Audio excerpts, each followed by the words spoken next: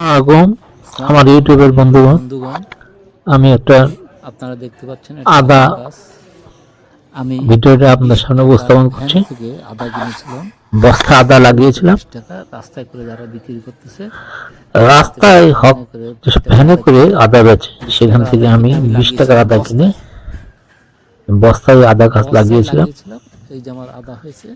আল্লাহর রহমতে 20 টাকা আদা গাছে যে প্রথমবার, এটাই আমার প্রথম আদা বস্তায় লাগানো। 20 টাকার আদাতে আমার যেটুকু হয়েছে আল্লাহর অশেষ রহমত, শুকর আলহামদুলিল্লাহ। আমি প্রথমবার এই যে বস্তায় করে আদা লাগাতে হয়। দেখেন বন্ধু, আমি আদা লাগিয়েছি বন্ধুগণ এবং আমার ইউটিউবের যারা বন্ধু আছে সবাইকে আমি বলতে যে বস্তা লাগিয়েছি, এই বস্তা থেকে আজকে হারভেস্ট করেছি আমি।